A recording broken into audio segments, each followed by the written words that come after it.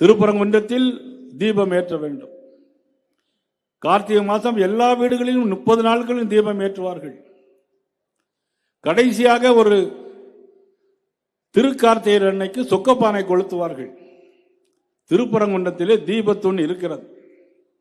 தீபத்தூண் மேலே தீபம் ஏற்ற வேண்டும்.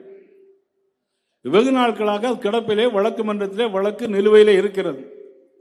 வழக்கு நிலுவையிலே இருந்தாலும் கூட ஒரு நீதிபதி தீர்ப்பை வழங்குகிறார். திருப்பரங்குன்றத்தில் இருக்கிற மலையின் மீது அந்த தீபத்தின் மீது போலீஸ் கமிஷனர் உட்பட 10 பேர் போய் மேல தீபம் ஏற்றலான்னு ஒரு தீர்ப்பு வழங்குகிறது. ஆனால் அரசு அதை மறுக்கிறது. முதலமைச்சர் அதை மறுக்குகிறார். கேட்டால் கலவரம் வரும் என்கின்றார். இதில் எந்த கலவரம் வருவதற்கான வாய்ப்புகள் இல்லை. இஸ்லாமிய பெருமக்கள் ஒருவர் கூட அதற்கு எதிர்ப்பு தெரிவிக்கவில்லை. அந்த அளவிற்கு ஒரு அமைதியான ஒரு இடத்தை தேர்தல் நெருங்குவதால் வாக்கு வங்கிக்காக ஒரு அரசியல் நடத்துகிற ஒரு அரசு தான் திராவிட முன்னேற்ற கழக அரசு, முதலமைச்சர் மதிப்புக்குரிய ஸ்டாலின் அவர்கள் என்பதை நாம் யாராலும் மறுக்க முடியாது. இது ஒரு குடும்ப ஆட்சி நடைபெறுகிறது. மதிப்புக்குரிய கலைஞர், அதன் பிறகு திருப்பதி ஸ்டாலின் அவர்கள், அதன் பிறகு உதயநிதி ஸ்டாலின் அவர்கள், அதுக்கப்புறம் இன்னும் பட்டியல் வச்சிருக்காங்க, இன்பநிதி ஸ்டாலின் அவர்கள், அது பிறகு சுயநிதி ஸ்டாலின் அவர்கள்.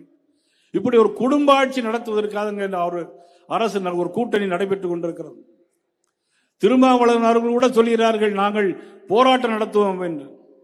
நான் கேட்கிறேன் மதிப்புக்குரிய திருமாவளவன் அவர்களை பார்த்து, வேங்கவேலில் ஒரு சம்பவம் நடந்ததே, அதற்கு நீங்கள் ஏதாவது போராட்டம் நடத்தினீர்களா அந்த அரசை எதிர்த்து? இல்லை. காரணம் கூட்டணி எப்படியாவது ஓட்டு வாங்க வேண்டும், சீட்டு வாங்க வேண்டும். இதற்காக ஒரு கூட்டணி இருக்கிறது. ஆனால் மக்கள் பார்த்து கொண்டே இருக்கிறார்கள். கூட்டணி எவ்வளவு பலம் வாய்ந்தது என்பது முக்கியமல்ல.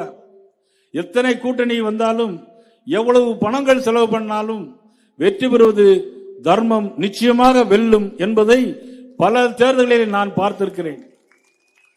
நிச்சயமாக தர்மம் வெல்லும். 2026ஆம் ஆண்டு